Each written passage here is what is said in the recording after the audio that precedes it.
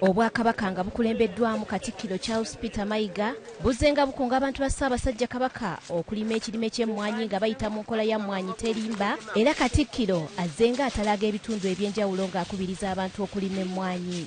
Olw'abantu okujjumbira okulima ekirime ky'emmwanyi beesanze nga tebalina magezi ga kikugu mu kulima ekirime ky'emmwanyi, ate nga mu kiseera kino emmwanyi efuna kiralu kwe kusalawo batandika okukyalira abalimi.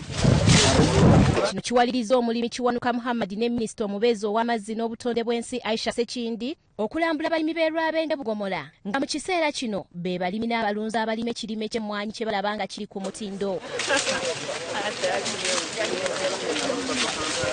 Abalimi b'emmwanyi bwe batuuse mu nnimiro ya Kiwanuka Muhammad ne Minisita Aisha Sekindi batandikiddewo okukukulumira abalimisa mu disitulikiti y'e Kalungu obutafaayo kubabangula ku ngeri gye balina okulimamu emmwanyi. Edda abalimisa bajjanga mu byalo, era abalimisa bwe bajjiranga mu byalo twakola nnyo. Ng'omulimisa ajja n'aggoberera n'alaba emmwanyi ogirimye, emmwanyi ogiggyeemu omuddo, naye kaakati abalimisa tebalina mulimu gwe batugasa.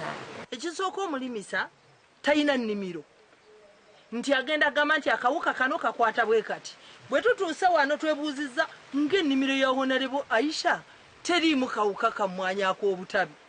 Atunnyonnyodde nti kakati tukozesezza eddagala lingi naye kati twagezesezza tuli mu kukozesa walagi.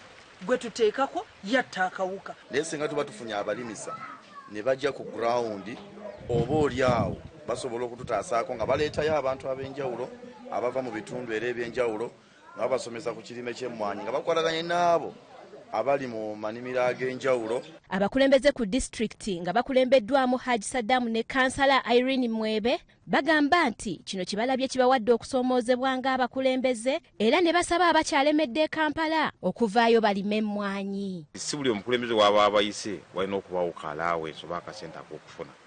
Wazira bajje basome. Kwa kino ekintu kyatukoledde tusomye tuyize ebyokukola biyitirivu nnyo. Mu butuufu emmwanyi terimba. Kye tulabye wano ekizampo yennyini ekyetaagisa okujja abantu mu bwavu. Kubiriza mikwano gyange abali mu kibuga naye nga balina ekyalo bakomewo bakulaakulanye ekyalo kyabwe, ebyokulima gyebiri ate babigulira mu kyalo.